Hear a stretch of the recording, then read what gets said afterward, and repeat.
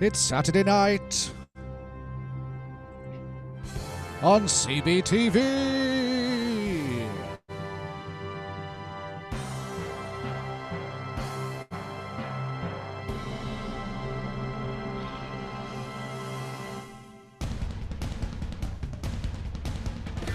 So welcome back to CBTV this Saturday night. We've got a little update from Thomas. We've got a bit of a quiz and I'll be singing a few songs later on. But don't let that put you off. Stay for the night here on CBTV. Evening, boys. Evening. Evening, Jim. Evening. Who have we got on with us tonight then? We've got many viewers tuned in this evening. So far we've got 17. Oh, that's 18. good. It's going up.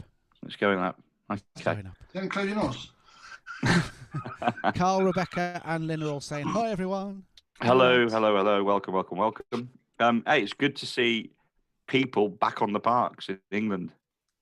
It's really good. So I caught up with all of the park managers today and they said the same thing, because a lot of them have been working from home. A lot of them have been away from the park because of the lockdown in Wales. But now things are returning to some sort of normality in Wales. A lot of our customers have returned to the parks, which is really good. So there's a couple of points I just want to pick up on. It's nothing major tonight. First one I want to pick up on is Grondray. I don't know if we've got any owners from Grondray on this evening, but the feedback I'm getting from the bar manager at Grondray is that some people are struggling with the concept of not being able to order at the bar, even though this has been law in Wales for God knows how long, since back in the summer. It's table service only. So across any of the venues, just as a polite reminder, you can't actually walk up to the bar. If you sit down, somebody will come and take your order for you. Simple as that. So please do not walk up to the bar, because it could get us into quite a bit of trouble. And the second thing I just want to mention as well is at Clarach, I know that a lot of owners are now subletting, especially the ones from England who can't use their caravan or chalet. We have sent out an email about this. It is vitally important that your guests register, not just at Clarach, but any of the other parks, and they come and check in at the reception.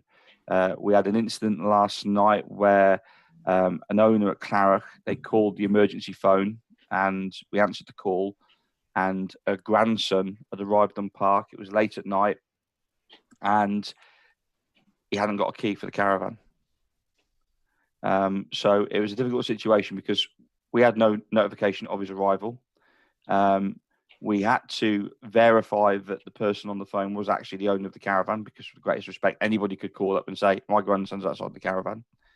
And the other thing we had to do as well, which is want to make everybody aware, situations like that, we have to charge a call-out charge to deal with that situation, because it's after hours. It required a member of the reception team to actually go into the reception, unlock the key safe and get the spare keys out. So situations like that, I know can happen, but you can take precautions to avoid it from happening by just sticking with the procedure, sticking with the process, letting us know, and we'll be able to deal and respond with the situation a lot quicker if everything's in place and you've let us know who's coming and you've stuck to the protocol. Because, like I said before, we could do and help last night, we had to go through the whole verification process. We had to make sure, like I said, the owner of the caravan was the owner of the caravan. We had to then make sure that the person staying in the caravan was from Wales. So, it took us about an hour to get past that hurdle before we can actually hand the key over. And he's got like a young child, and him and his partner. And say things like that do happen, but help us to help you. Yeah. It's not really forward thinking, though, is it? Really? It's just not really. What? They just haven't thought about that situation at all, have they? No, and then you do get some people then call us and they're sort of like, when we say, well, there's a call-out charge, and they do get a little bit.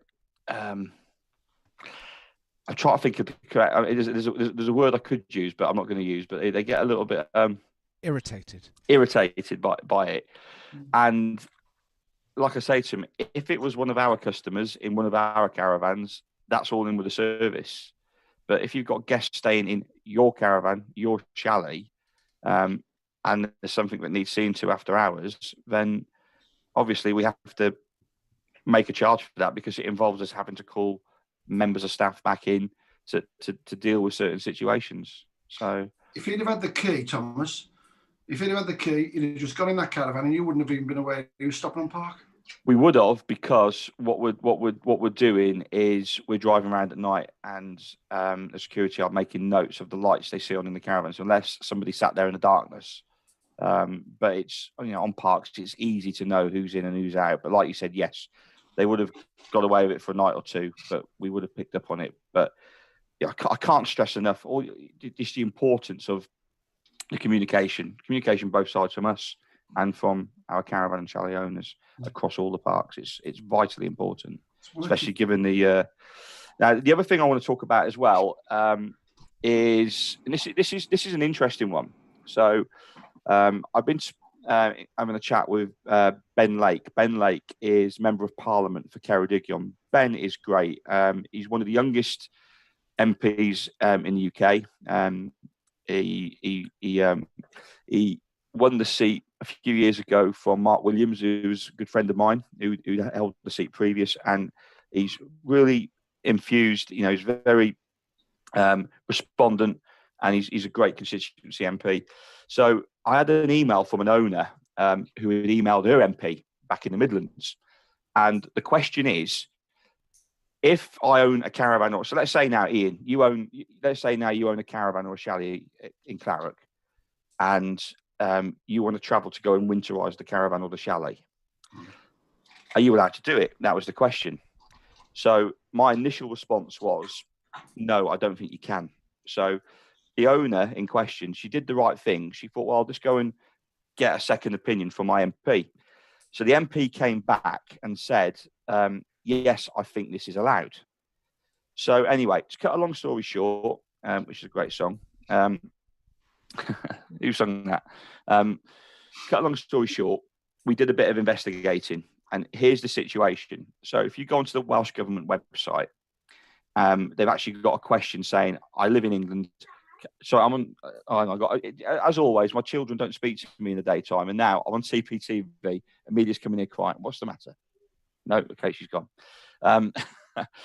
So on the Welsh Government website, there's a question saying, words to the effect, I own a caravan or chalet. I don't live in Wales. Can I come to winterise it? And the Welsh Government is saying, as far as Wales is concerned, you can do that, but you've got to make sure you're not breaking the law in your own country, sort of thing. So then I've gone onto the UK government website. I've looked at the legislation, and as far as I can tell, there's absolutely no provision at all for a person to leave their home to go and winterise the caravan. So the situation, as I understand it, and I'll go into a bit further detail in a second, I'm happy to take questions on this, is if you live in England, by coming into Wales and winterising your caravan or securing it for the winter, in terms of Welsh law, that's fine. You're not breaking any law at all, but you are breaking the law in England, because the legislation in England doesn't allow for that to happen. So Ben Lake and the other MP, I think it's Jane Stevenson, I believe, they've had a conversation. They've looked at things again, and they sort of agree with what I've said. And Ben's emailed me to say, yeah, we need to get this amended and we need to get this sorted out. Because when the MP from the owner in Claret initially came back, I said to her, I said, well, if you're saying it's okay for this owner to come and winterise the caravan in Wales, is it okay for them to go and winterise their holiday home in Spain or in Scotland, or anywhere else for that matter? Do you know what I mean, guys? Mm-hmm. It needs to be, you need to show me somewhere in the legislation where it clearly says you can go and do this. So I'll read out what Ben said to me in his response, and hopefully this will, clear. I'm sorry, it's quite a convoluted response. I've been a long day today, very long day today. Was it Spandau Ballet? What's Spandau Ballet? Yeah. So look, I'm just going to read.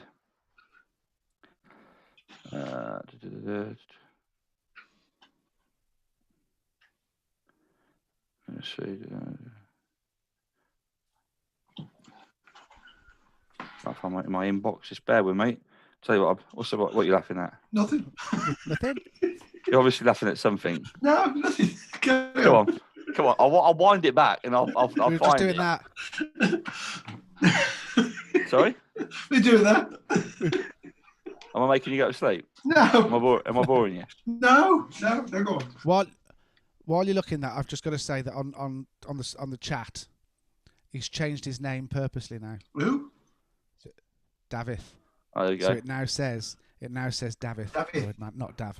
Yeah. He's changed. Thank you, David. No mistakes now. Right, I'm just trying to find this. I can't find it. Hang on, maybe.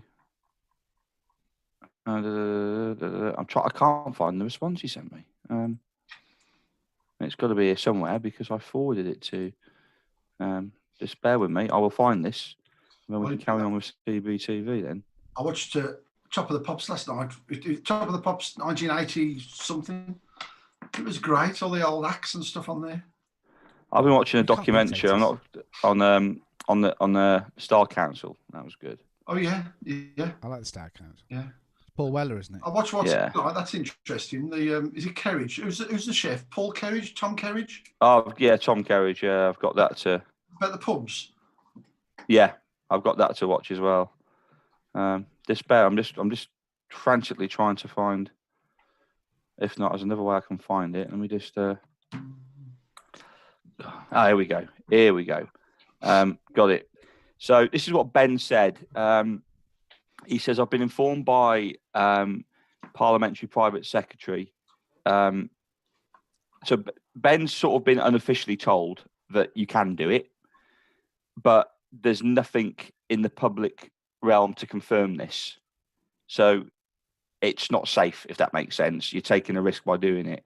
So what Ben says is we should say that under the rules in Wales, a caravan owner from elsewhere in the UK may return to collect their belongings and secure their caravan for winter as long as they agree a time and date to visit the site. Whilst on site, they must continue to preserve social distancing and they're not permitted to stay overnight whilst travel restrictions are in operation. However, if you have concerns about the rules in England, it is worth contacting your MP for confirmation that what you're planning to do is allowed under the rules where you live, which sadly we cannot advise you on. So the hope is if enough people contact their MPs, it will spur them into some sort of action into getting the legislation cleared up. But at the moment, there's no provision in the legislation for you to travel to Wales to winterize your caravan. So this is only while England's in lockdown, though, isn't it? Only while England's in lockdown, yeah. Yeah.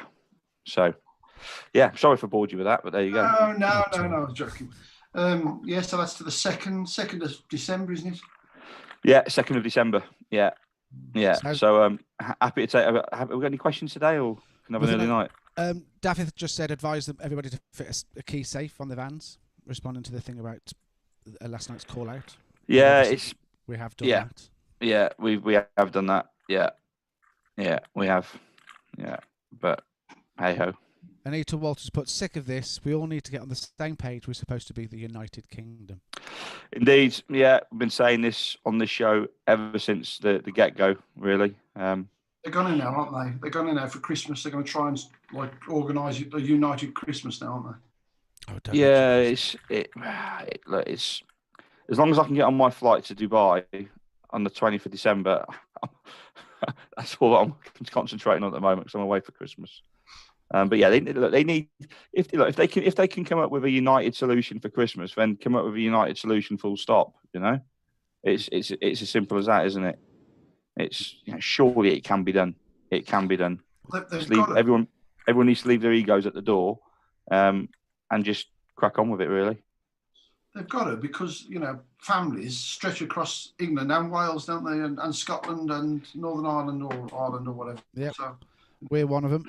We split the two, so yeah. I mean, look, inevitably, what will happen if things are the same or similar, people just do what they want to do. I think Wales will be locked down again for Christmas. Yeah, it doesn't. It's almost like one goes in, the other one goes out. You know, we're having a spike of cases in Aberystwyth at the moment because there was unfortunately the care home, not the care home in Clarach, I hasten to add, but another care home not so far away. But where there's two secondary schools in Aberystwyth, one's Penglais, the English school, one's Penwethig, the Welsh school, just down from the English secondary school. There's a care home there, and I think that's like 49 cases, which is pretty much double the rate in Ceredigion. But then I've read today that the rate in Cardiff has halved in the last week, which is positive news. Well, I was speaking to my sister-in-law today. She's a teacher in England, and obviously they're still at school. And she said it's absolutely ridiculous. They've got over 2,000 pupils, 400 members of staff, and there's just cases everywhere. And they're sending kids home, but it's just not making any difference.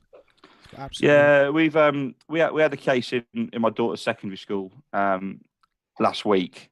So in Wales, what they did in Wales after the half term, they only sent back year 7 and 8 for the first week into secondary school. And my daughter, who's in year 9 and above, they did online learning through Microsoft Teams. Well, in the first week back, somebody associated with a year 7 teaching group caught the virus. And in fairness, I thought the school handled it brilliantly. They sent a letter out straight away via parent mail, and the information they gave was very good. It was very reassuring. But then, as is always the case, and I felt for the school. Because I'm not on Facebook, but Joanna showed me some parents who had posted it on Facebook, and all of a sudden it just blew up on Facebook. I'm not sending my kids to school. I'm not doing this. This shouldn't be happening. Come on, what else can the school do? Do you know what I mean? And I said, well, why would you not send your kids to school? Do you know what I mean? If the school have written to you and they've given you the assurances that they've taken all of the appropriate steps and it's been deep clean and the teaching group involved are isolating for 2 weeks, and it happened when most of the school weren't in the school. How far do you take it? I mean, when we go shopping and when we're walking around Tesco's and Morrison's, the chances are we've walked past people who could be contagious or who may have had the virus. It doesn't stop us going from shopping, does it? Nope. So I think we've, as serious as what the virus is, and it obviously is a serious thing, and I think we've got the unfortunate title of being the first nation in Europe to pass 50,000 deaths, which is absolutely horrendous. But there's still over 60 million people in the country. I thought we did really well in Sedgley. We've got a sign outside one of the pubs at the side of the road. I don't know if you can read that. Yeah, so keep the phone. COVID-19, very high infection rate in this. Okay. Just put that up at the side of the road, like the local councils and stuff, and it's quite scary, really. I was going to say that'd frighten the hell out of me seeing that. Yeah, it is. Yeah, but we've got similar signs in Wales, sort of in the border towns and villages, saying Welsh rules apply and things like that. And I think that's not needed. That's like a little bit them and us, which I don't like that at all. Yeah. I don't know. I mean, for me, a sign like that is very similar to the signs you see on the motorway saying "Don't drink and drive." Yeah. Well, that's not going to stop people from drinking and driving. Do you know what I mean? Yeah. You're not going to go, actually, if you're the type of person that drinks and drives, you're still going to do it regardless of what that sign says. Equally, if you see that there, you're still going to carry on, I think, in your normal way. Well, no, I think when he says very high infection, that's the thing. If he just said, social distancing or be careful or, observe. The only time I've taken notice of a sign like that was a few years ago. Me and Joanna had been out in Cardiff and driving back to Aberystwyth because they're babysitting and that, and we was driving down the M4, and I kid you not, it's about 1 o'clock in the morning, and a sign like that, but a bigger version, said "Beware, vehicle on wrong side of the carriageway." Seriously, yeah. So that did focus your mind. I was like, well, do we pull off at a junction and go the long way around, or do we just keep in the slightly? Do you know what I mean? We didn't pass the bit, but yeah, apparently there was an incident where somebody went up the slip road the wrong way and was driving the wrong way up the motorway. God. So yeah, there you go. Craziness. Yeah, so I've been watching a really good documentary called The Vow. Right.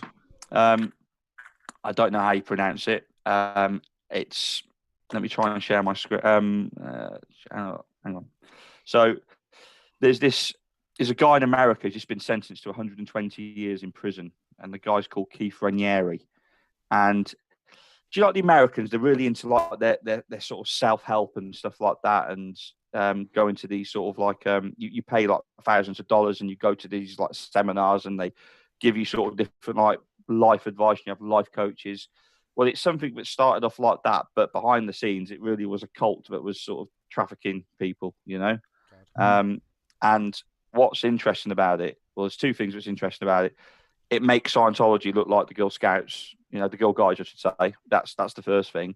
The second thing is that there's a number of A-list celebrities caught up in it. One of whom looks like is going to be spending the rest of her life in prison because she was she's sort of deep involved in it. I've never heard of the girl. Her name is Alison Mack.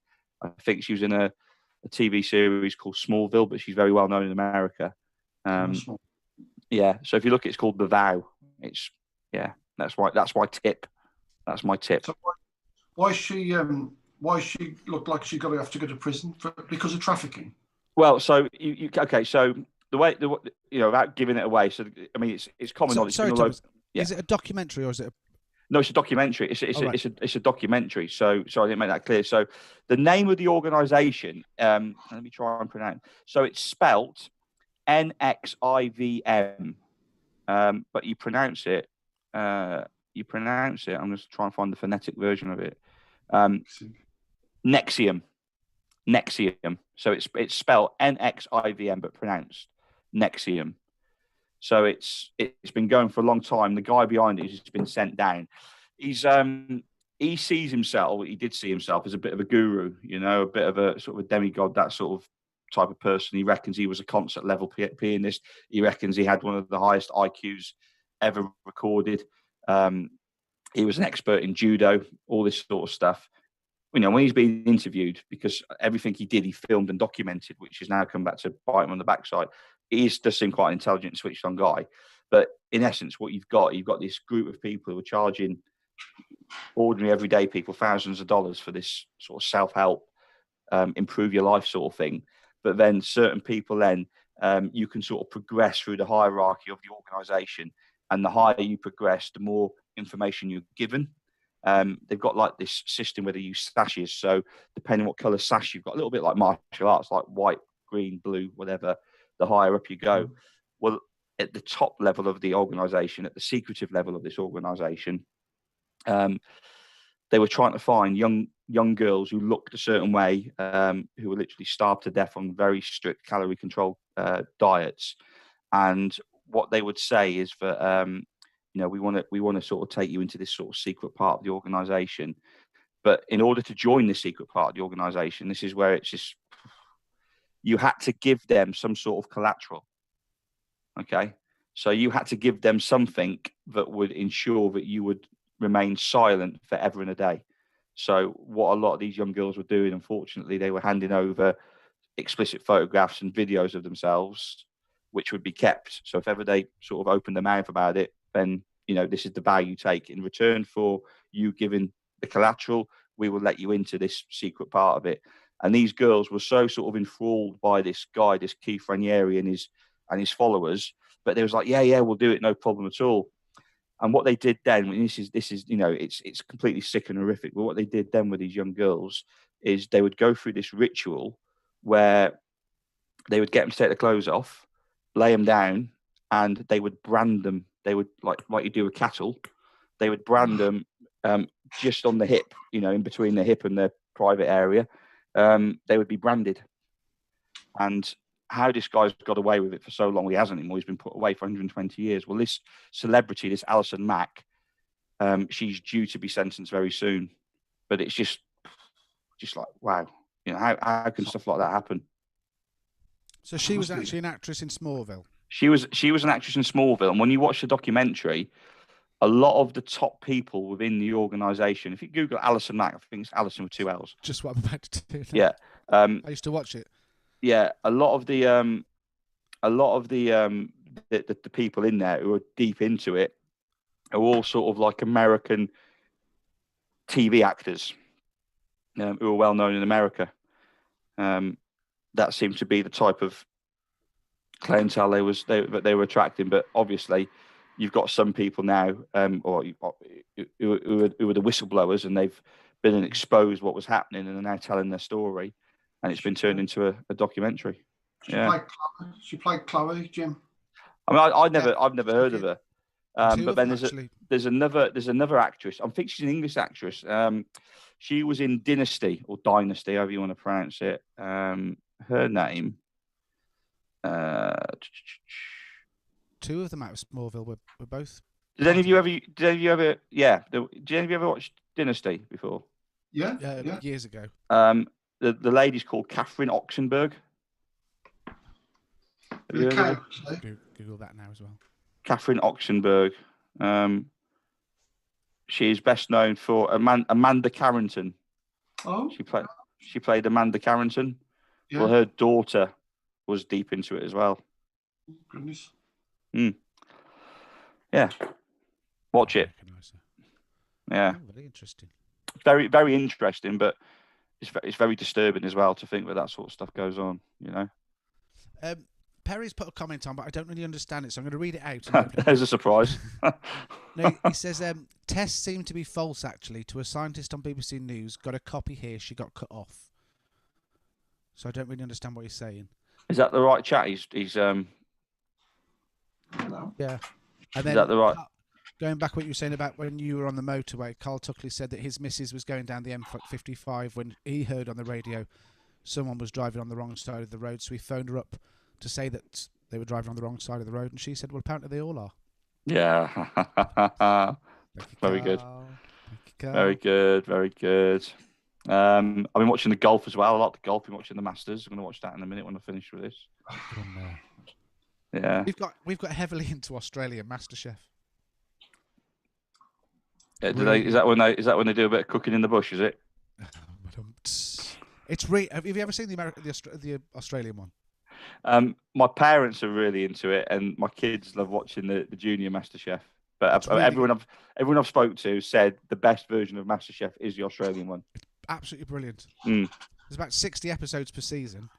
It's very really. Long. I couldn't catch that. But really good. Some of the people they have on it, just incredible. Yeah. You know, some of the chefs. I really enjoyed, by the way, the Truth Seekers. It's really good, isn't it? Yeah, a bit of a strange ending. But you got to. I think anything with Simon Pegg and Nick Frost in, you got to expect it to be a bit quirky, a bit goofy, a little bit slapstick.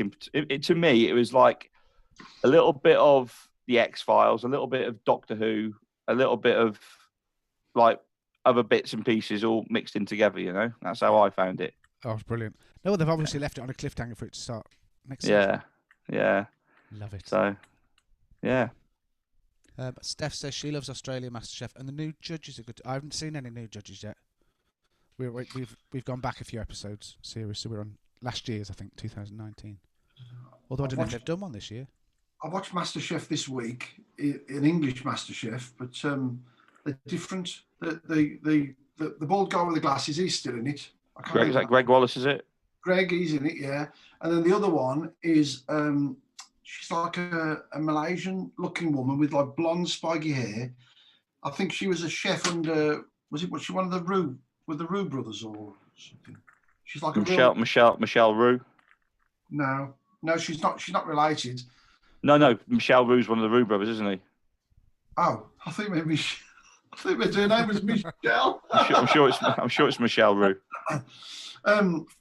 And then the other one is Marcus Waring, the chef. Marcus Waring, he's in it with what's it? But yeah, they cook some great stuff.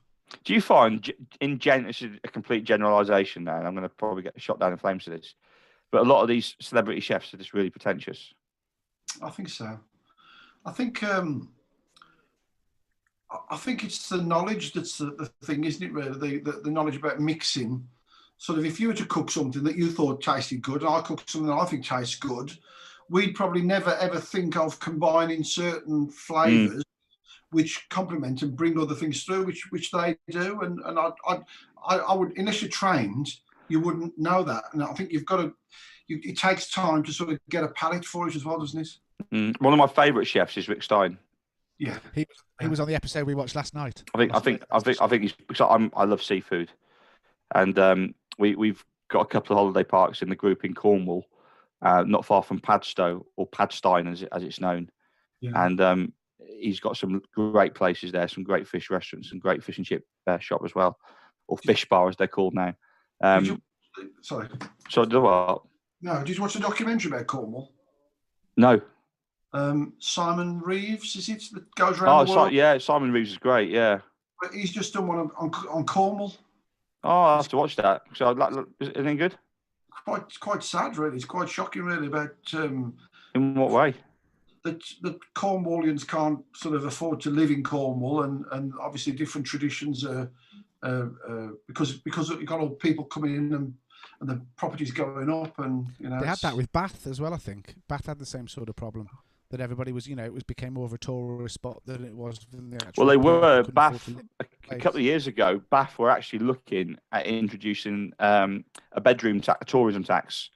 So if you choose to go and stay in a hotel there, if it's say £50 a night for the hotel, there'd be a percentage levied, which would be a tourism tax, which would go back to the local tourism authority. But it never happened. Yeah, it never happened. I mean, they was looking at putting a wider tourism tax then across. Well, they was going to bring it into Wales a couple of years ago, but we managed to fight that and persuade them not to. But yeah. Anita Walters has just come up with a very good fact on here. It's completely different from what we were talking about. But apparently Chester Zoo is in England, but the toilets are in Wales. Explain that. I don't. Yeah, I know. I don't. I'm gonna on a limb here. I don't think it's Chester Zoo. I think what you'll find. I'm gonna Google this.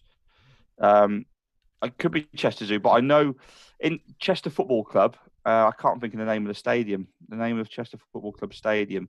They had an outdoor cinema, a drive-in cinema. Chester Football Ground, and it's called Swans Way Chester Stadium. And they didn't realise that this is when it was the other way around, when we were in lockdown in Wales, but England weren't. When people went to the football, sorry, the drive-in cinema, they were in England watching the film, but they had to go into Wales because the toilets were in Wales, because obviously Chester's right on the border, so they were technically breaking the law. God. Yeah. I'm gonna have a look now. I'm gonna look at Chester Zoo. Ian. Hello. Perry sent you a private message. Oh. It's not private now. You've already told everybody, is it? No, eh? he's just put it on the chat. Sent you a PM, Ian. Okay. There you go. I'm glad those initials said PM. I mean, there's another couple of initials you could have had after that, and it's like, whoa. When am I looking? I don't know. It just says sent you a PM, Ian. So I'm looking at Chester Zoo. I don't know. Oh, Joanne's just mentioned something. Tomorrow, are you excited about tomorrow night? Me? But I'm a celebrity. Yes. The Welsh version. That's going to be interesting. It's not going to be the same, is it? I don't know. I don't know. But have to wait. I mean, we shouldn't prejudge it, but at the same time, the whole point of I'm a Celebrity is it's in Australia, it's in the jungle. It is what it, it's completely different now, isn't it? But they're going into a castle on the Clean Peninsula somewhere, isn't it? In Abergele. When it's not like frozen's not the same as fresh, is it? I mean, frozen kangaroos' testicles are not the same as fresh ones, are they? No, they'll probably use sheep or something like that, won't they? Do you know what I mean? For this one. But I know the holiday park, all the crew are staying. The crew are staying at a holiday park just as you come into Rhyl, and that's be a nice little earner for that holiday park, I would imagine, because they've taken over the whole of the site. Yeah, is that where they are, by Rhyl? Well, it's it's about a 15-20 minute drive from the set in Abergele to where they are, but I think they needed to find somewhere that could accommodate the whole crew. And this particular park, it's got good access because it's literally on the outskirts of Rhyl. So you can access it straight off the A55 pretty easily. Yeah. Do we know if AJ's allowed to go in yet? Have we heard? AJ Pritchard. Yeah. Why? Because he tested positive, so there was a possibility he wasn't going to go into the I can't say the jungle anymore, into the castle. Yeah. It doesn't sound right, does it? No. And it's. I mean, I hope people aren't going to switch off to watch it this evening. But of course, Strictly as well. That's all been interesting tonight, isn't it? Well, I don't. Well, they've got Nicola Adams. Oh, the boxer. Yeah. She's the first female couple. She's doing it with a female dancer, but the female dancers tested positive, so she's been kicked out. Nicola Adams. She's not allowed to participate anymore. And also, one of the judges had to fly to Germany for an emergency. So she's been put into 14-day quarantine, so she can't go on the TV to judge.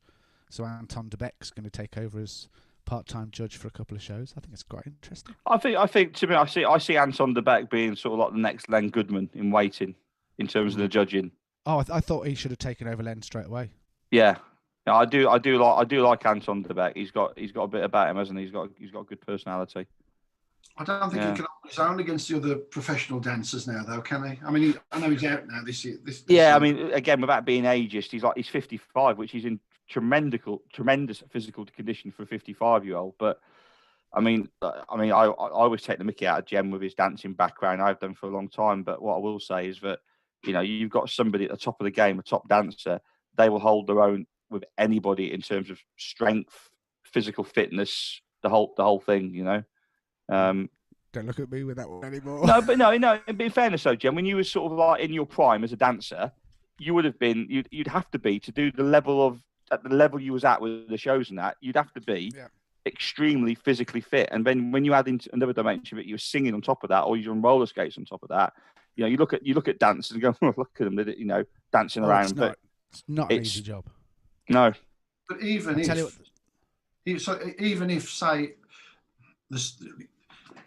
you're not like doing a lot of dancing anymore, technically you can still critique something because you know what technical aspect is, so that's definitely.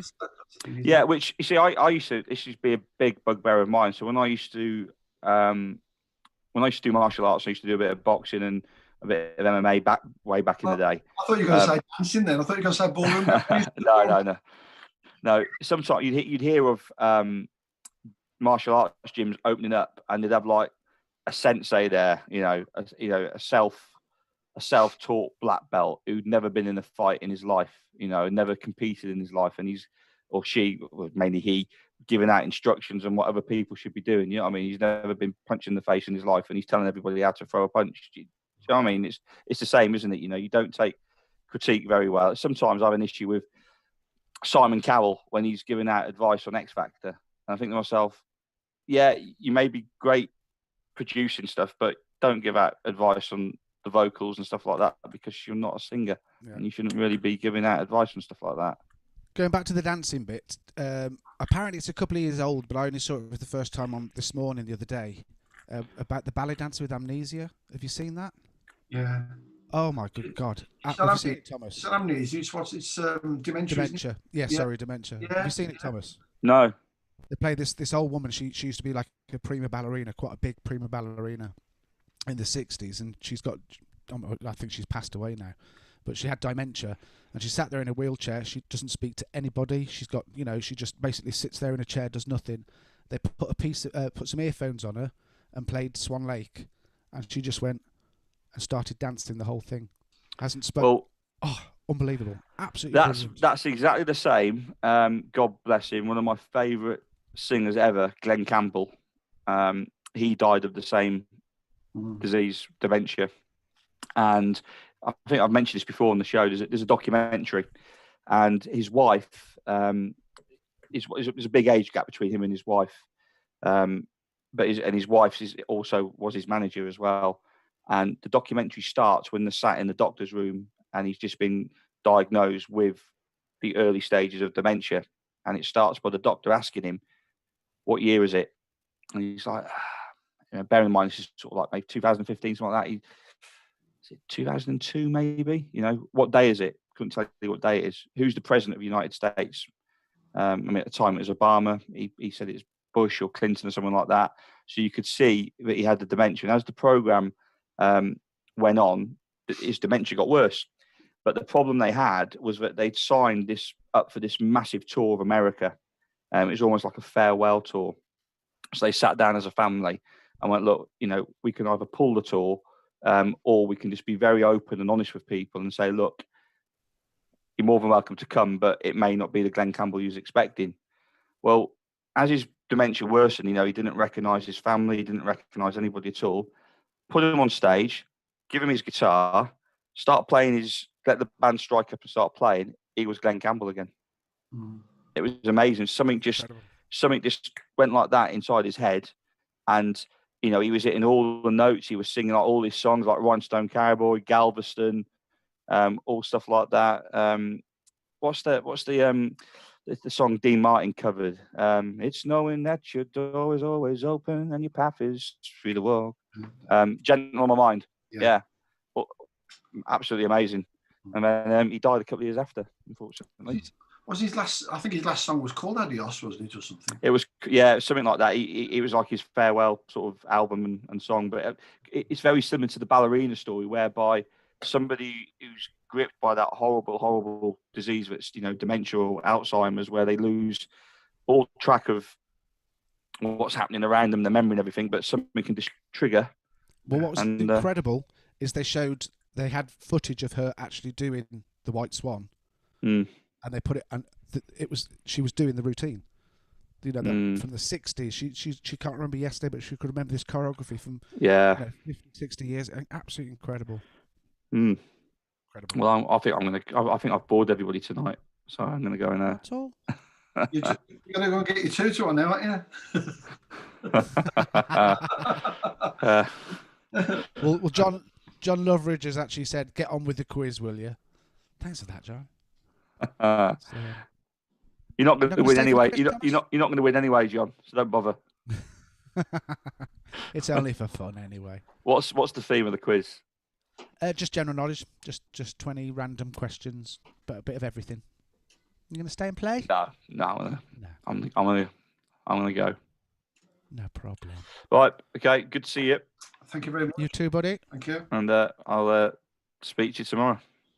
All right then, bud. See you later. Bye. Bye.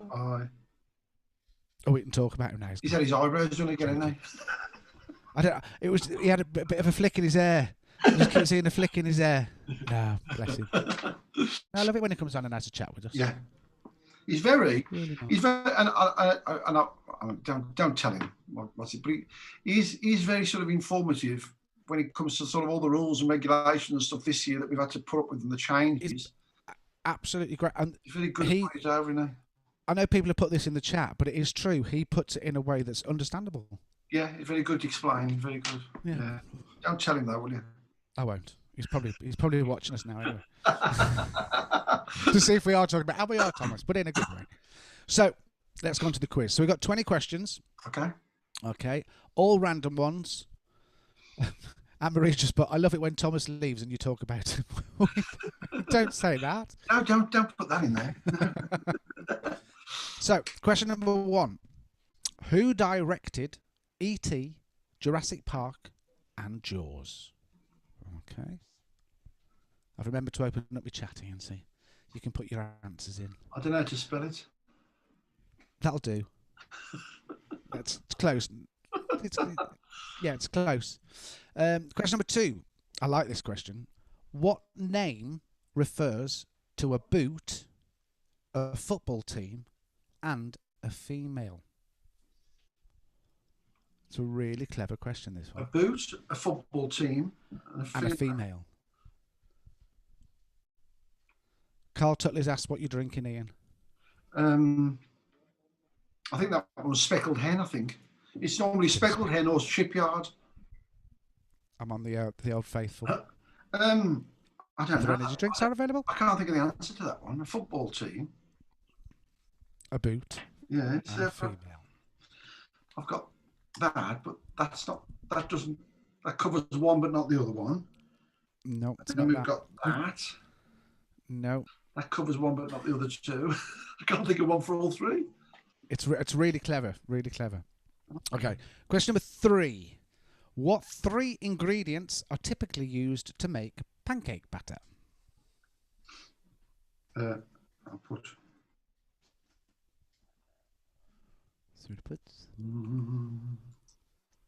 I'd be really embarrassed if I didn't know that. Oh, you've got very technical on that. Yeah, you've got yes, to. That is correct. Unless you're making American ones.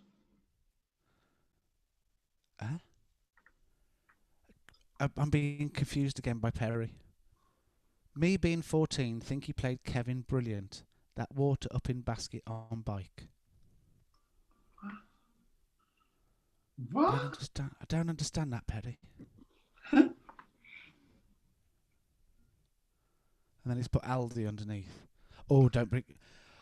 Do you know what? It's not even the middle of November yet, and I'm fed up of seeing that Kevin the Carrot. Oh no. I thought it was going to be this whole series of adverts, and then after 2, they've done it. Merry Christmas. It's November. My Anyway. younger sister sent me a thing on Messenger to say, "Let me give you your first Christmas hug." Yeah, I got it as well. It's the 14th of November. No. You got it. Yeah, Claire sent it to me too. Yeah.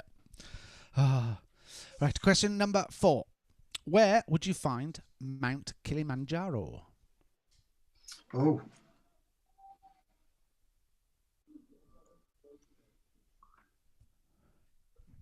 No. Incorrect. Yeah, it's by there. Not really. Question number 5. What film and book franchise would you find Bella Swan in? Bella Swan. Bella Swan. What film and book franchise would you find Bella Swan in? Film and book franchise.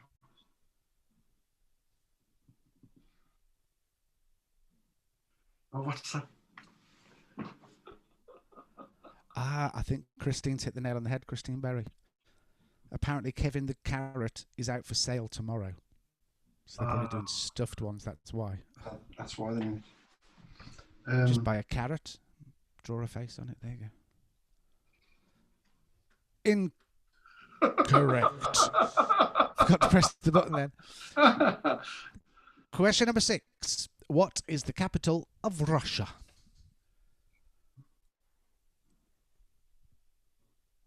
Correct. Question number 7. How many colours are there in the rainbow? Oh. Well, there's red, yellow, pink, and green, orange, purple, blue. Don't know.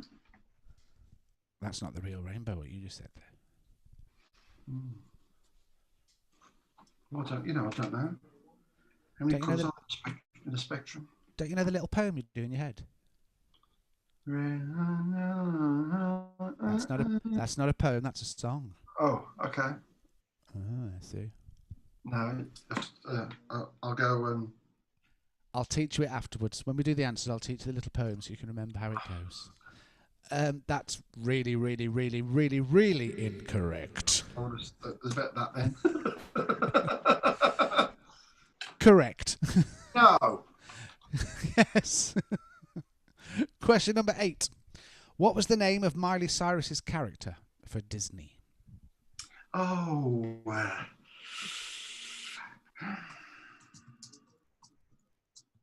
don't know where that came from. Correct. Question number 9. Who won the Best Actor Academy Award in 2020 and for what film? I'll give you a point for the actor and a point for the film. Who won the Best Actor Academy Award? Don't know. Got to say, he was brilliant in the film, but I hated the film. Was it? Was that the film? Yes. So you get a point for that. I can't think what his name is.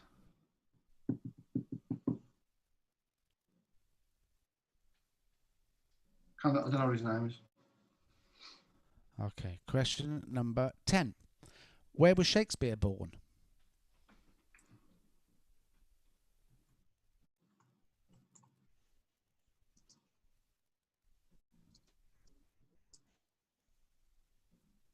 Correct. Question 11. What river runs through Paris? Correct. Question 12. In what year was Queen Elizabeth II coronated?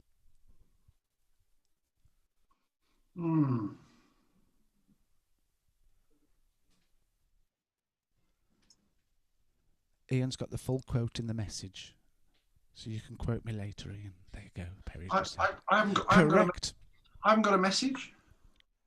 Apparently it's in Facebook. He sent it in Facebook, I think. Oh, okay. But that answer is correct. Question number 13. In Harry Potter, What animal represents the Hufflepuff house? You're not a big Harry Potter man, are you?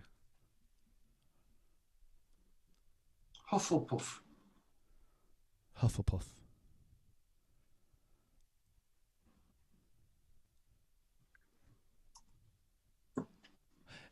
Incorrect. Question 14. Who hosted the Olympics in 2008?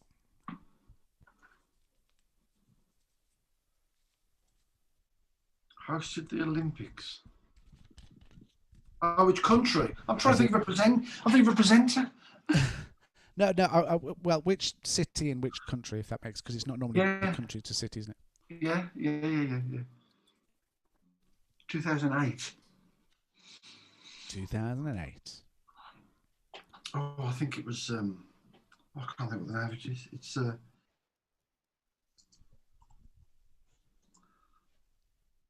Incorrect. Question. Wasn't that? No. Wasn't that? No.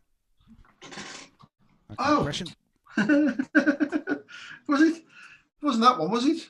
No, it wasn't. Oh. Get up. Question number 16. Which university did Stephen Hawking go to?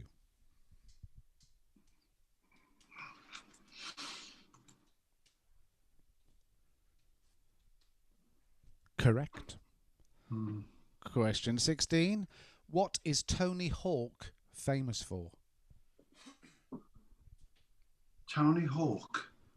Yeah. What is Tony Hawk famous for?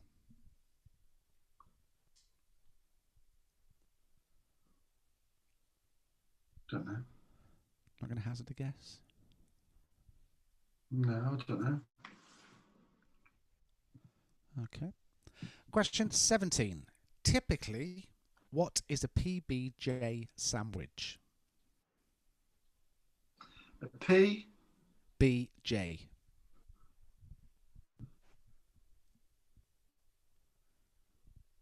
PBJ sandwich. Yes. J. P. B. J. Yes.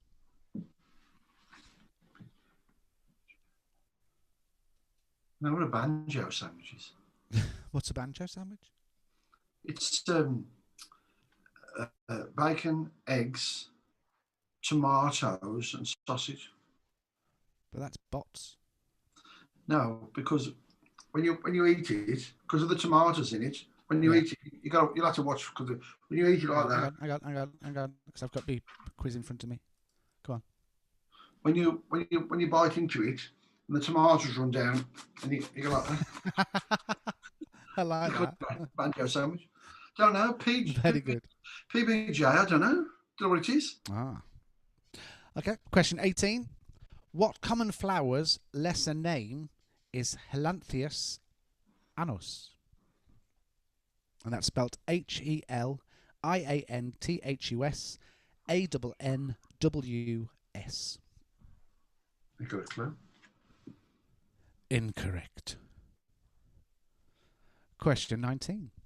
What continent is Nigeria part of?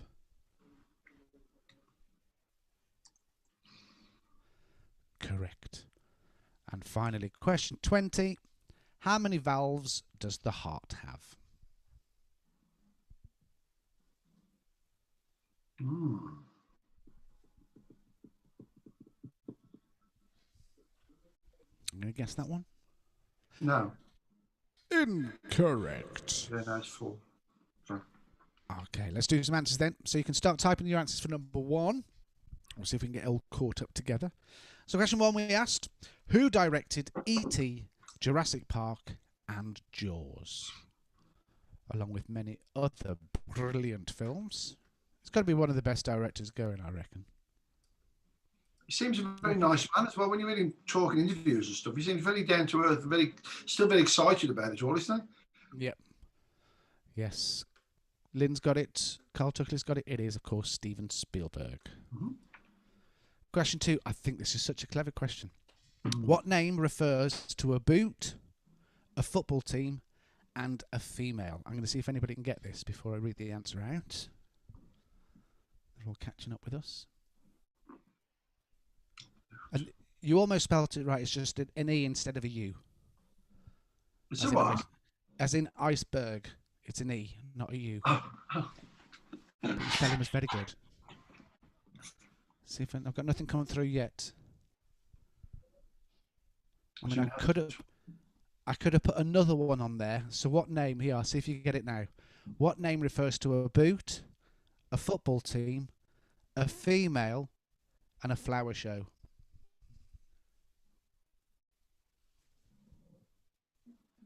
Does that not help? No.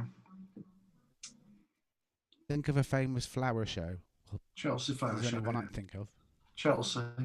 There you go. That's your answer. Chelsea. You get a Chelsea boot. Oh, you Chelsea do, yeah. football team. Yeah. And also a female. Chelsea. Very clever. I was It's all thinking coming through now. I don't know if they got that from... Yeah, I wasn't thinking in that dimension. That's the thing. It's clever, isn't it? I was thinking like Question 3. What 3 ingredients... About a what? I was thinking like a generic term rather than specific term. No. Question 3. What 3 ingredients are typically used to make pancake batter?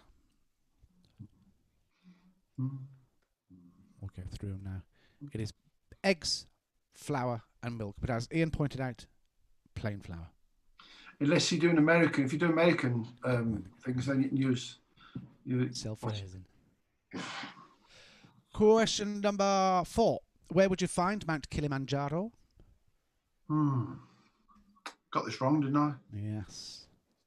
Yeah. You got the wrong continent as well. Oh. It's in Africa, in Tanzania. Where? Tanzania. Tanzania. Okay.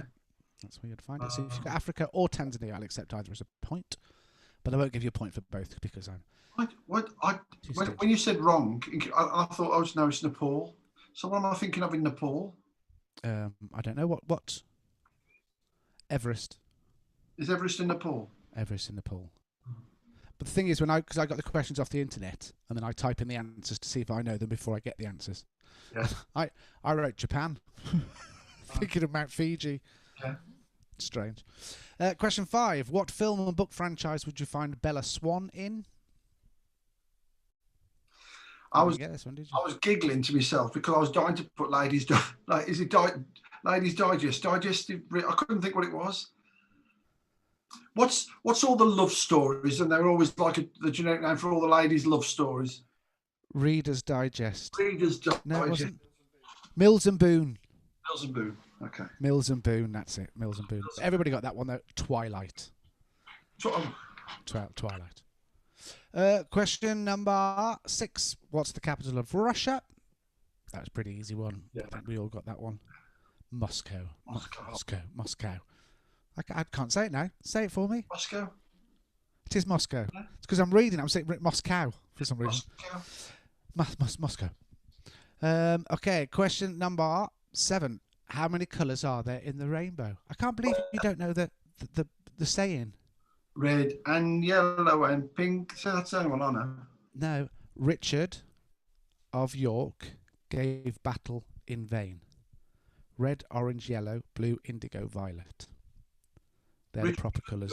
Say it again. Richard of York. Richard of York gave battle in vain. Oh, I didn't know. I've never heard that. We've never heard that. I always thought we were taught as kids. Yeah. There you go. But you still got 7 anyway. So you managed to guess. You went. What was your first answer? Blue. See, but that's as far as I got. Red and yellow, pink and green, orange and purple and blue. Yeah, you still got it right, Yeah. but with the wrong colours. That's okay. There was a bonus point to name the colours actually, but I took that out. Question 8. What was the name of Miley Cyrus's Disney character? It was, of course, Hannah Montana.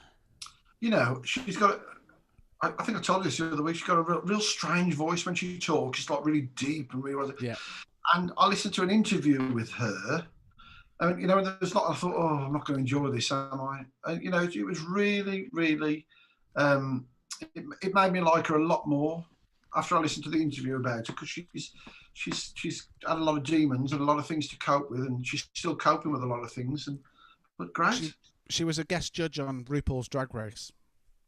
And she actually appeared as a bloke first of all. That's right. Yeah, that's right. Yeah. And she was great on that. The advice she was giving and everything. Really, seemed a really nice person. Question number 9. Who won the Best Actor Academy Award in 2020? And for a bonus film for what film? Bonus point, sorry, for what film? Well, I got the film, but I can't. I don't know what he's. But it's the same guy, wasn't he? Wasn't he in Brokeback Mountain? No. Am I thinking he was in Walk the Line. He played Johnny Cash in Walk the Line. I can never pronounce it. Joaquin Phoenix. Oh, it's not who I think. That's the guy with that's got the what's it lip, isn't it? Yeah. Oh. Yes. Yeah. He's a bit strange. I think you were thinking of. He's very deep anyway, isn't he? He's very strange. Very. Yeah. Have you seen that film? The Joker, I haven't now. I saw him in. Do you remember Gladiator? Yes. With Russell Crowe. Yeah. That was brilliant film, and he was in that. He played like a bit of a mad part in that. He's absolutely brilliant in the film. Brilliant, but I just didn't like the film. Just didn't like it. Question 10. Where was Shakespeare born? You got this one right. Yeah. Stratford-upon-Avon. Stratford-upon-Avon. Question 11. What river runs through Paris? I got this one as well, didn't I? You did. Same. The Seine. I've done well tonight. I must have at least 4 or 5 tonight. I've done well. You got this next one right as well. In what year was Queen Elizabeth II coronated? 1953. Correct. Well, you attempted to put 52, weren't you? Well, no, because I was trying to think. Last time we discussed this, because you said, what year did she come to the throne? Yeah. And I put 53, and you said, no, it was 52. Well, the coronation was 53, wasn't it? Exactly, yes. Yeah, I remember. Well remembered. See, I taught you something, Ian. I know, and I do listen. See, and I taught you how to count the rainbow now as well.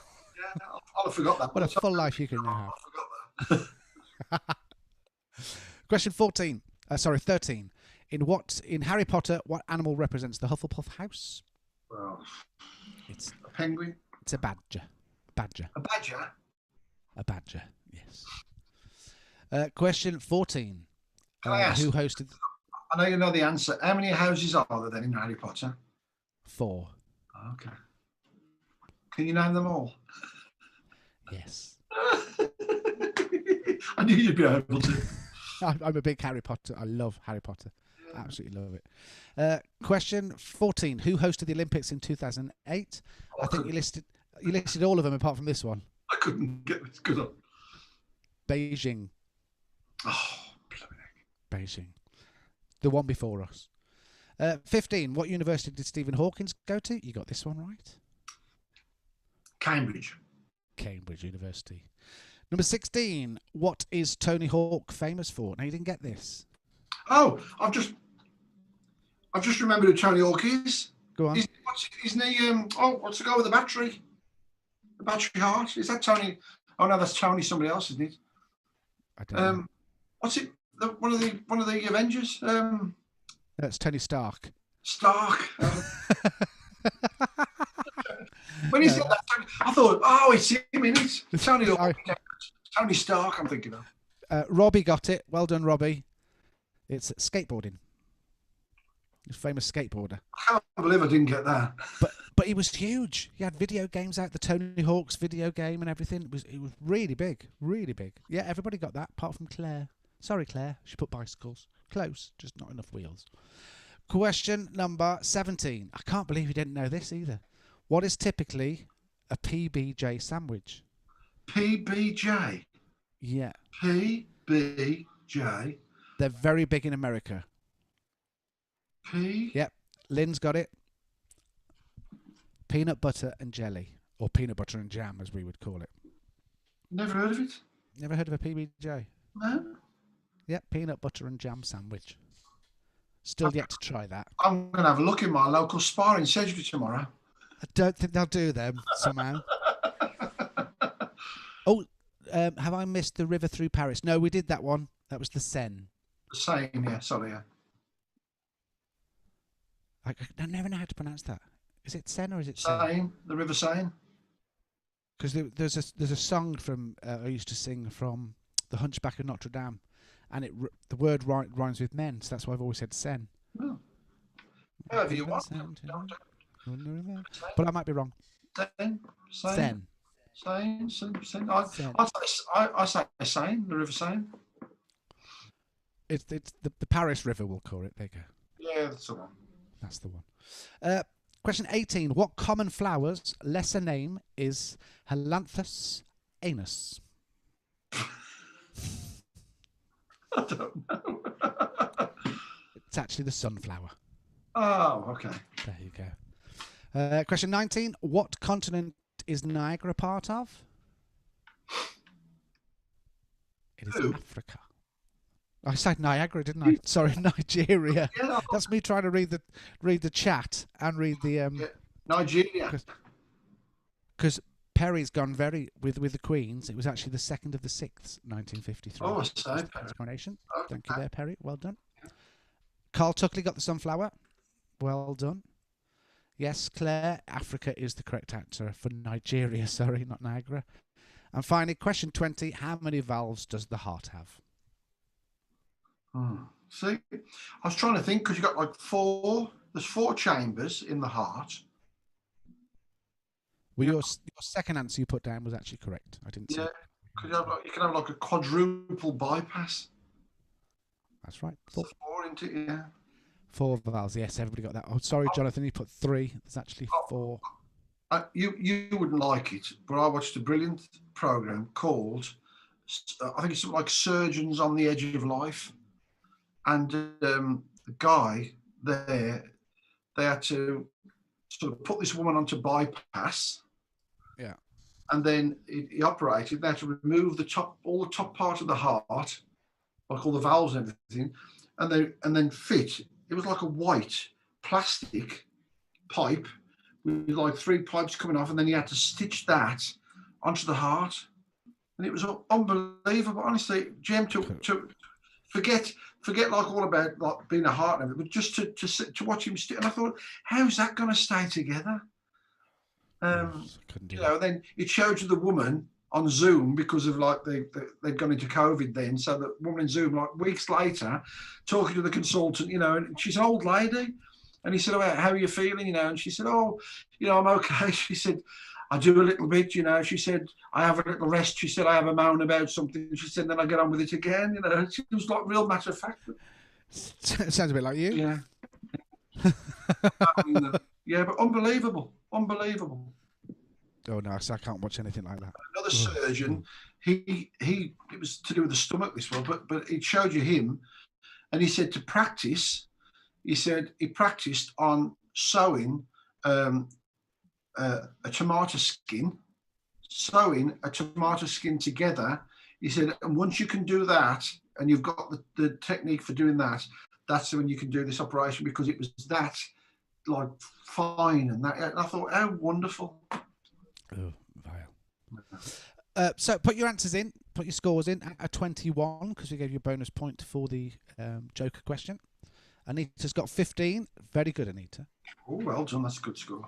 You're winning so far. Lynn and Jane 13, so Anita's still in the lead. Of course, we're just playing for a bit of fun. Let's see what else comes through. No, I can't watch it because I'm not good with blood. I know. It was just fascinating.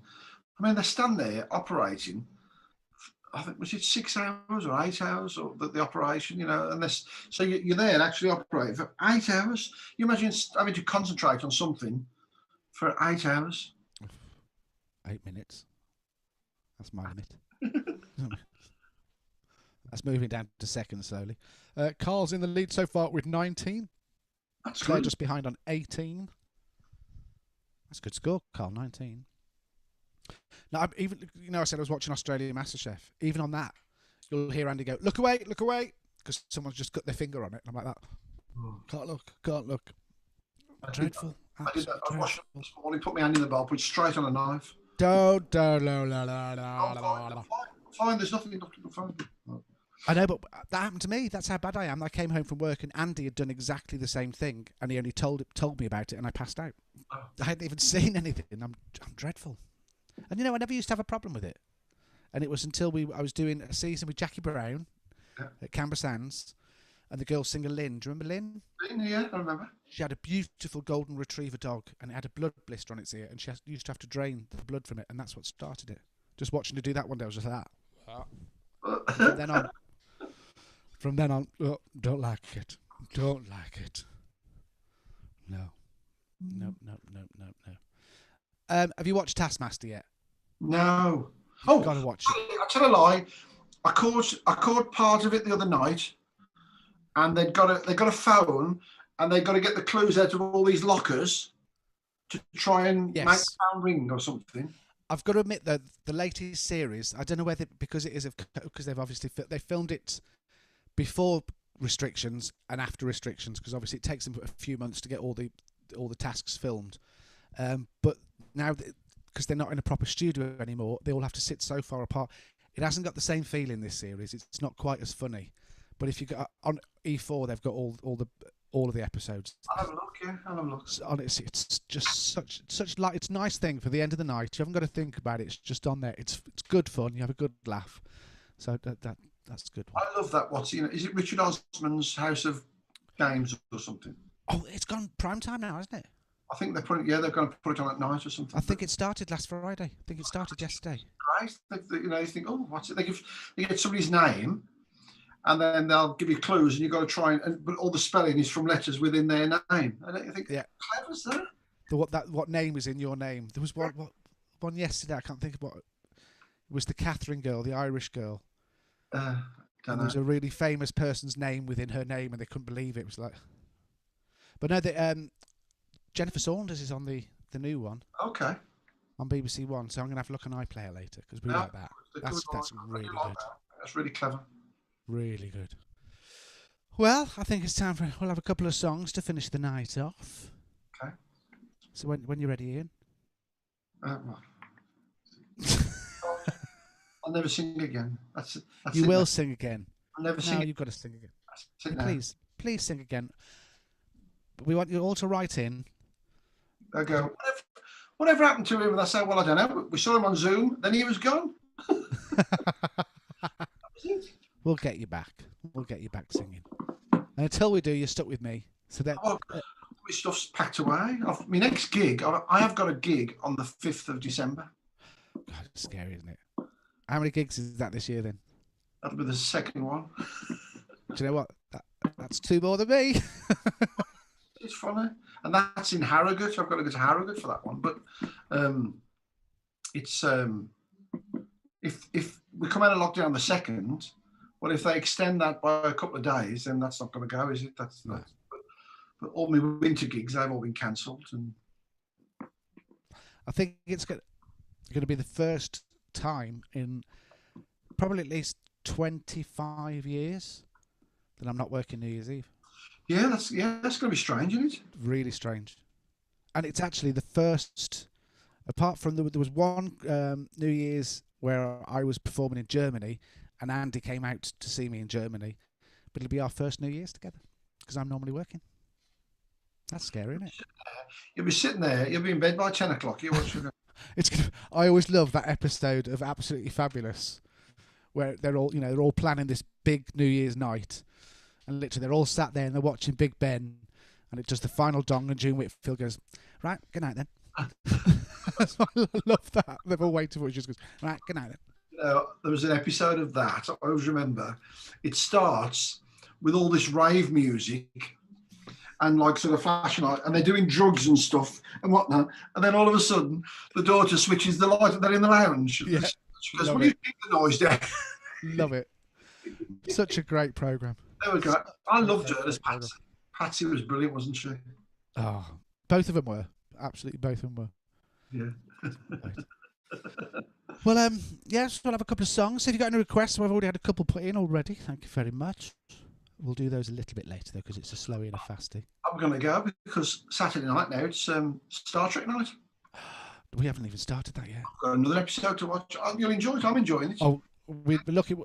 Andy's desperate to watch it, but I said I want to wait till we can do a run. Yeah. So we're almost there. We nearly started the other night, and he went, "Well, there's only been about 5." So okay, we'll wait till there's 6. So we're probably going to start that next week. So Discovery, here we come. There's a lot of swearing in this one, isn't there? it's what it is, a bit adult. The first series had the F word in it, didn't it? Yes, we were very shocked at that. Yeah. But there's a couple of swear words in this. I thought, oh, okay. Terrible. I'm going to love and leave you then, Jem. Thank you very much. Well, thank you for joining us. And I hope everybody else is... No one else is going to leave now. I'm always frightened of that now. I see the numbers dwindle when I start singing. Don't take it personally with me. I'm just... Oh, I know that. Thank you for joining us. Okay. And if I don't see you before, I'll see you next Saturday. Next Saturday. See you, bud. Oh. So we're going to start off a little bit different. I'm going to start off with a bit of this, first of all.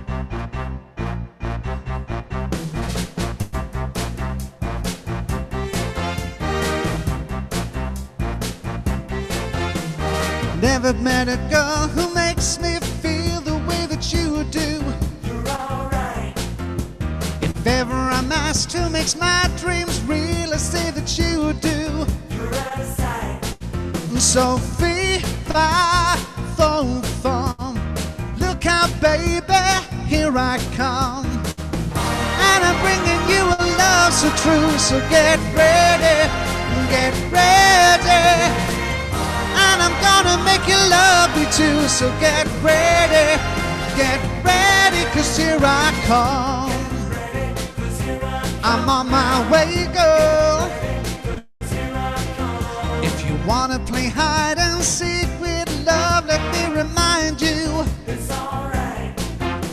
the time you waste before I get to find you. It's out of sight. So fiddly-dee, fiddly-fum. Look out, baby, here I come. And I'm bringing you a love so true, so get ready, gonna make you love me too, so get ready, 'cause here I come. I'm on my way, girl.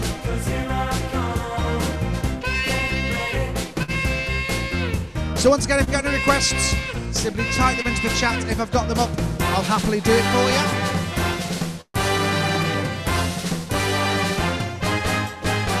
If all of my friends want to get with you, I'll understand it.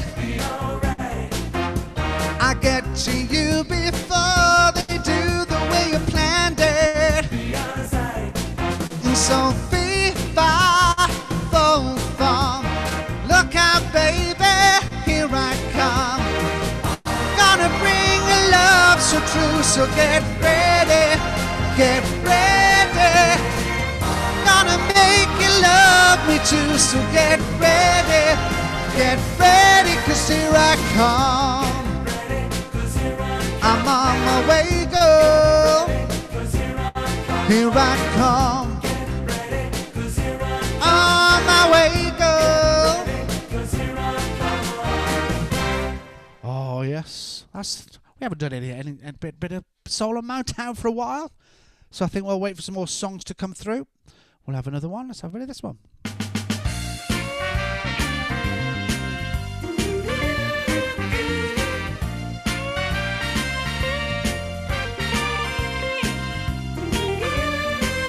Be young, be foolish, but be happy. Be young, be foolish, but be happy. Don't let the rain get you down, oh no. Waste our time. Live your life every day under the bright sunshine. The bright sunshine. But be young, be foolish, and be happy. Oh, be young, be foolish, but be happy. It's the same old story all over the world. Girl meets boy and boy meets girl. Be young, be foolish, but be happy. Whoa, be young, be foolish, but be happy. Don't let life slip away. Live your life for today. Don't waste your time worrying about the unimportant things. Live your life, reach for the stars, and then you'll find your things. 'Cause dreaming alone is a shame indeed. If you've got a friend, it's all you need. Be young, be foolish, but be happy. Oh, be young, be foolish, but be happy. Oh, be young, be foolish, but be happy. Oh, be young, be foolish, but be happy.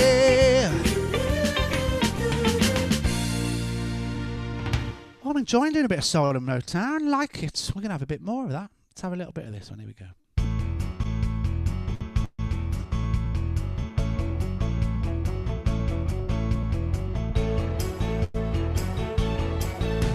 Sugar pie, honey bun, you know that I love you. I can't help myself. I love you and nobody else. You're in and out of my life. You come and you go, leaving just a picture behind. I've kissed it 1,000 times. When you click your fingers or wink your eye, I come running to you.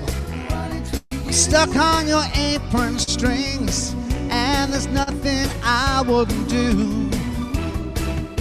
When I hear your name, baby, starts to flame, burning in my heart, tearing me apart. No matter what you do, I can't stop loving you. You're my sugar pie, honey bun. You know that I love you. Can't help myself. I love you and nobody else.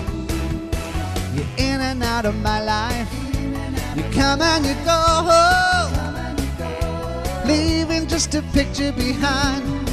I've kissed it 1,000 times. You're sweet like a honeybee, but like a honeybee stings. You're gonna set my heart on fire. All that's left are my favorite songs, the ones we sang to all night long. All we need is memories of the nights we had and the times we spent. But it's the same old song, just a different meaning since you've been gone. And it's the same old song, just a different meaning since you've been gone. Hey!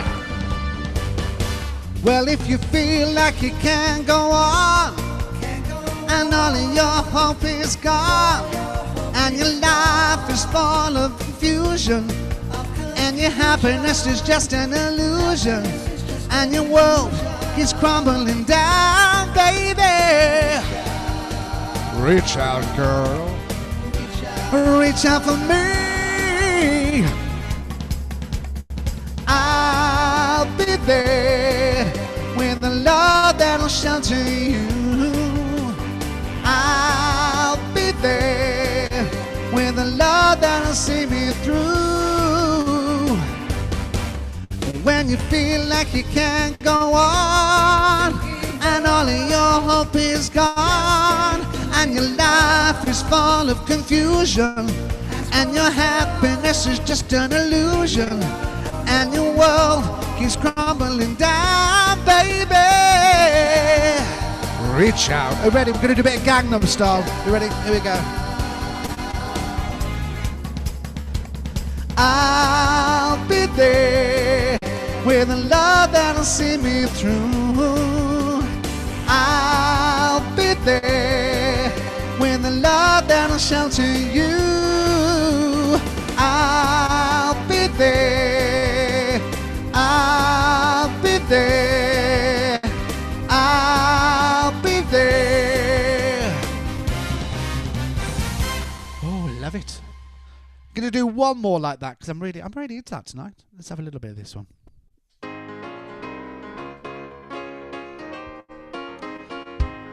Hope you're all dancing away at home, those of you left with us. Oh, and Perry is still there. I thought you were going. Nice to see you still there. Thank you, mate. Oh, what a night. Late December back in '63. What a very special night for me. 'Cause I remember what a night. Oh, what a night. Though I never even knew her name, I knew life would never be the same.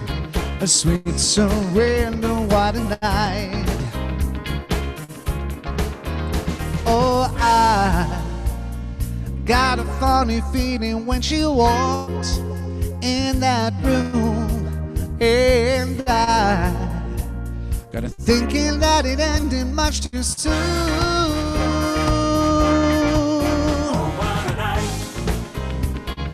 Hypnotizing, mesmerizing me. She was everything I thought she'd be. A sweet surrender, what a night. Time to dance, we're ready. Here we go.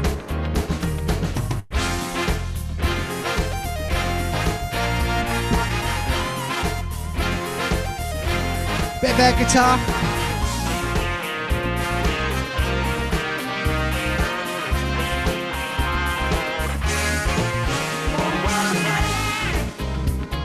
Hypnotizing, mesmerizing me. She was everything I'd hoped she'd be. A sweet surrender, what a night. Spinning my head around, taking my body under. Oh, what a night. Oh, what a night. Oh, what a night. Oh, what a night. Oh, one more. I'm loving this era at the minute. Let's have a little bit of this. Let's see you doing it around your front room. Bit of the love train. People all over the world join hands. Start a love train, love train. People all over the world join hands. Start a love train, love train. Oh, the next stop will be England. Tell all the folks in China and Russia too. Don't you know it's time to get on board now? Because this train keeps on riding, riding on through. Oh, people all over the world join hands. Start a love train, love train. People all over the world join hands. Start a love train, love train. I love this song.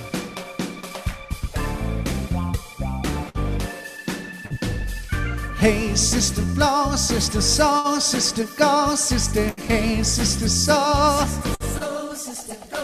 She met Marmalade down in old New Orleans, strutting her stuff on the street. She said, hello, hey Joe, do you want to give it a go? She yelled more, more, more. Kitchi, kitchi, ay, ay, da, da. Kitchi, kitchi, ay, ay, hey. Oh, mocha chocolate, ay, ay, ay. Creole lady marmalade. Voulez-vous coucher avec moi ce soir? Voulez-vous coucher avec moi? Voulez-vous coucher avec moi ce soir? Creole lady marmalade. This always reminds me of Pan's People, do you remember?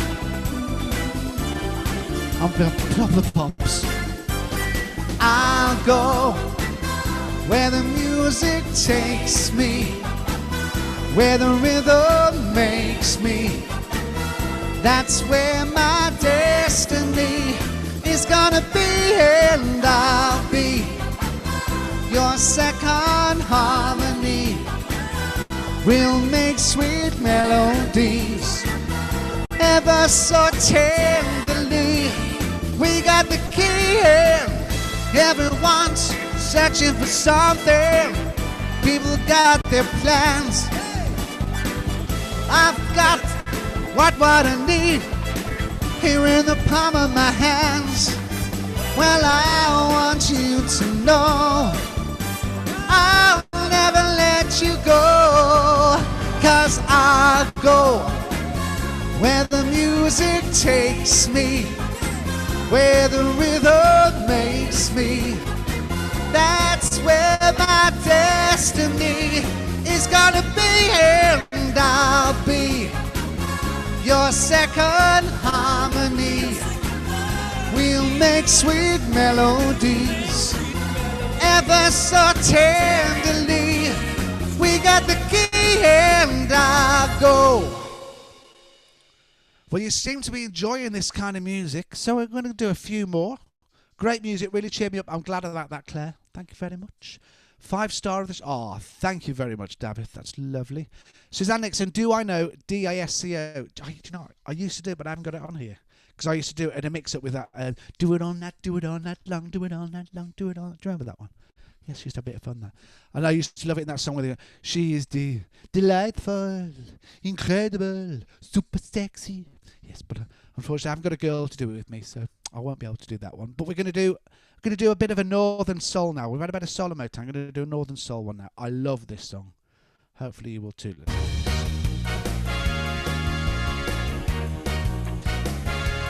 On her way to work one morning, on a path along the lake, a tender-hearted woman saw a poor half-frozen snake. She stroked his pretty colored skin, it was frosted with the dew. Oh, well, she cried, I'll take you home and I'll take care of you. Take me home, pretty woman, take me in, the heavens say. Take me in, oh, simple woman, sighed the snake. She wrapped him up real cozy in a curvature of silk. She laid him by the fireside with some honey and some milk. She came home late from work one night, and as soon as she arrived, she saw that snake she'd taken in by now had been revived. Take me in, oh tender woman, take me in for heaven's sake. Take me in, oh tender woman, sighed the snake. Well, she clutched him to her bosom. You're so beautiful, she cried. But if I hadn't brought you in by now, you might have died. She stroked his pretty colored skin and she kissed and held him tight. But instead of saying thanks, that snake just gave a vicious bite. Take me in, oh tender woman, take me in for heaven's sake. Take me in, oh tender woman, sighed the snake. I said you cried the woman and you bit me, even why you know your body's poisonous. And now I'm gonna die. Oh, shut up, silly woman, cried that reptile with a grin. You knew darn well I was a snake before you took me in. Take me in, oh tender woman, take me in for heaven's sake. Take me in, oh tender woman, sighed the snake. Sighed the snake. Take me in, oh tender woman.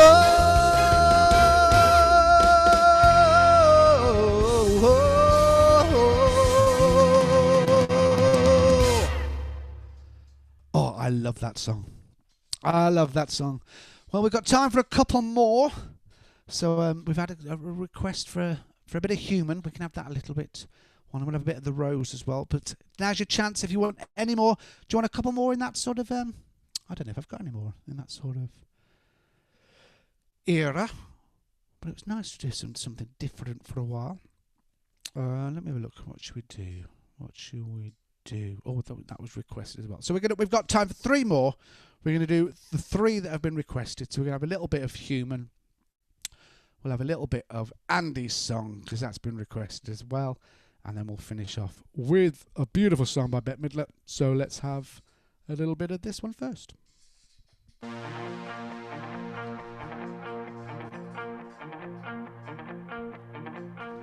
I did my best to notice when the call came down the line up to the platform of surrender. I was bored, but I was kind. Sometimes I get nervous when I see an open door. Close your eyes, clear your heart. Cut the cord. Are we human? Or are we dancer? A sign is vital. My hands are cold, and I'm on my knees looking for the answer. Are we human? Or are we dancer? Hold your boobs if you're dancing. Here we go. Want no black eyes on a Saturday night?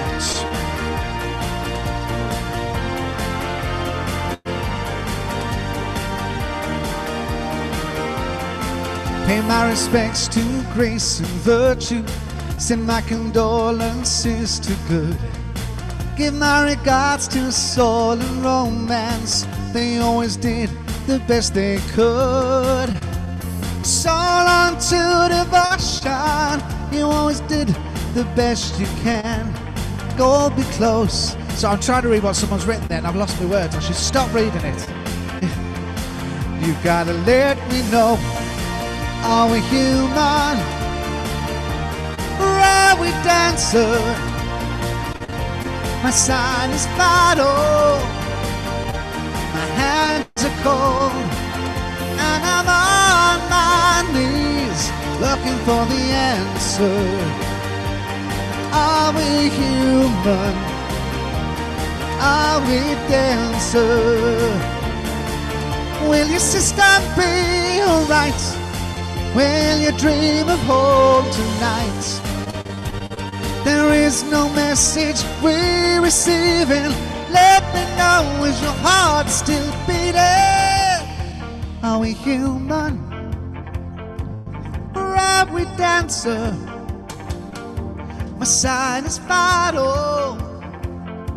My hands are cold, and I'm on my knees looking for the answer.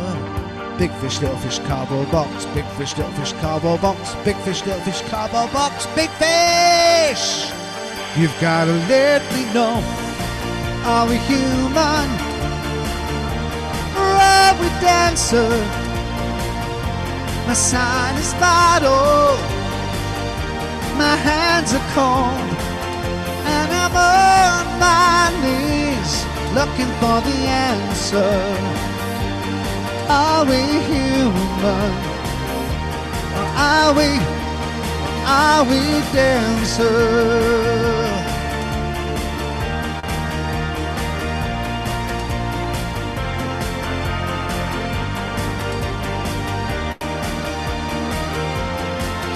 And I'm on my knees looking for the answer. Are we human?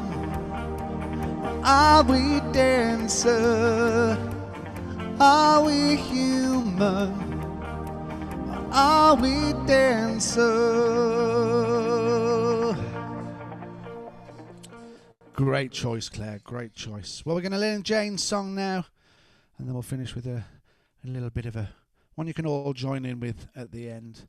But we're going to have this one. I hope you like it. I don't remember where I've put it now. Here we go.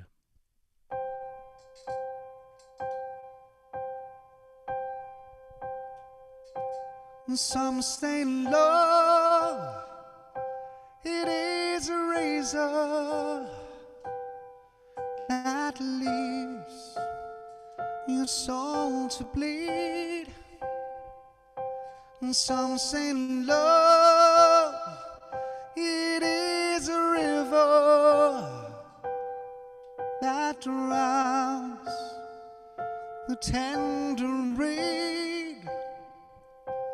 And some say love, it is a hunger, an endless aching need. I say love, it is a flower, and you, it's only seed.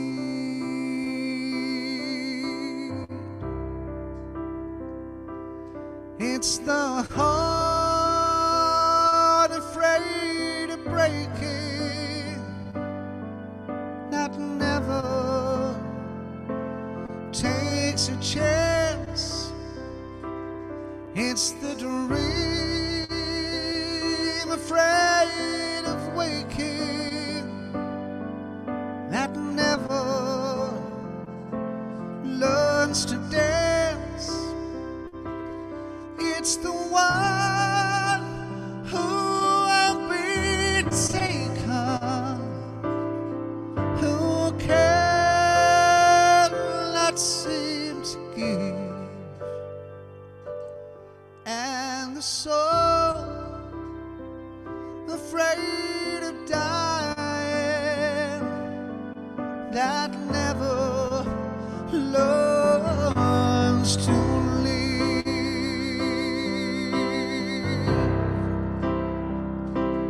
When the night has been too lonely and the road has been too long, and you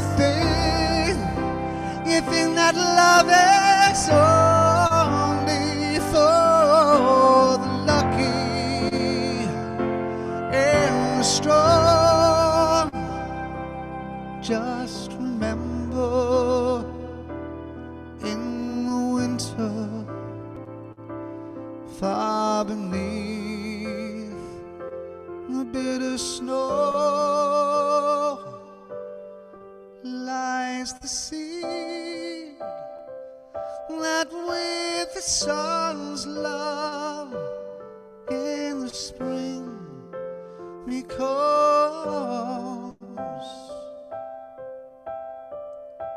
the rose.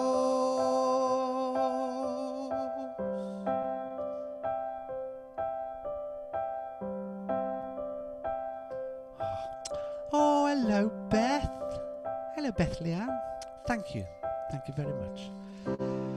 Do I know the wedding? I'm afraid I don't. If that's the name of a song, I'm afraid I don't. But this is one you can all join with it to say good night, God bless. Thank you for tuning in, Beth. Lovely. Hopefully you might be here next week. If you fancy it, let me know. Yes, you heard it there first. Hopefully next Saturday we'll have the beautiful Beth McCann on with us. Fingers crossed. But we're going to say good night, God bless with this one. You've all got to join in. At the end, there's only 2 words you've got to learn. The first one is hey. The second one is hey. Very easy. You can't forget that. I'm just going to carry on talking. While I find it, let's have a little bit of this. Here we go. Yes, it's official. Beth will be here next Saturday. Thank you, Beth. Almost heaven, West Virginia, Blue Ridge Mountain, Shenandoah River.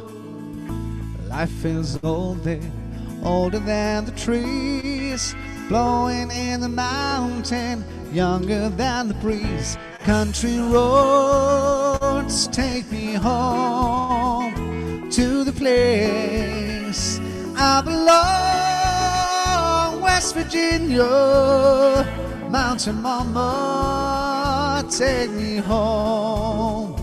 Country roads, all my memories gather around her. Miner's lady, stranger to blue water. Dark and dusty, painted in the sky. Dusty taste of moonshine, teardrop in my eye. Country roads, take me home to the place I belong. West Virginia, mountain mama, oh, take me home. Country roads, I hear her voice in the morning as she calls me. Radio reminds me of my home far away. Driving down the road, I get the feeling that I should have been home yesterday. Yesterday. So come on, let's see you clapping your hands at home.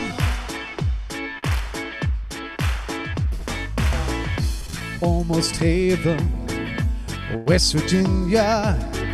Blue Ridge Mountain, Shenandoah River. Dark and dusty, painted in the sky. Dusty taste of moonshine, teardrop in my eye. Country roads, take me home to the place I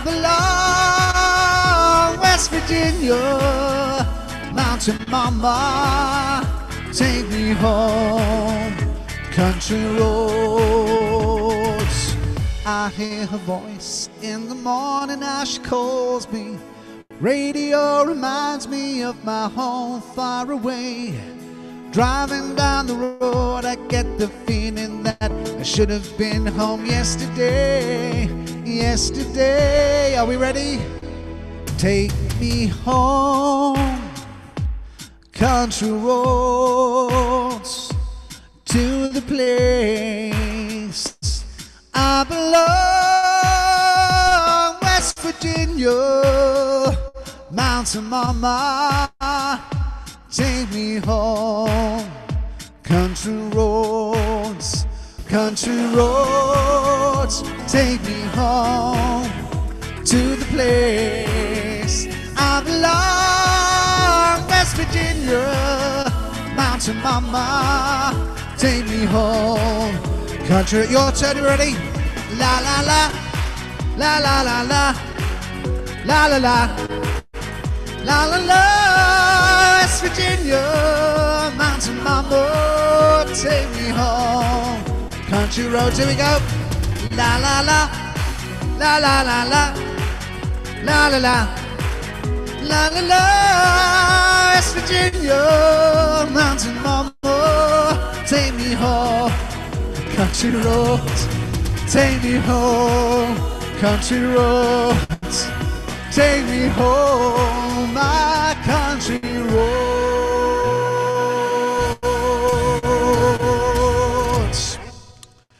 I've got to say, that was so funny. I looked over and producer Andy's just got his earphone and he sat back like this. Lying back, having a listen. Oh, thank you, Bob. So we're going to say good night, God bless. Thank you all as well, saying thank you for a wonderful evening as well, for joining us. Thank you, and we're looking forward to next week with Beth. Yes, we are, Carl. Fantastic. I'm going to say good night, God bless. See you all next week. Good night. Bye. Bye.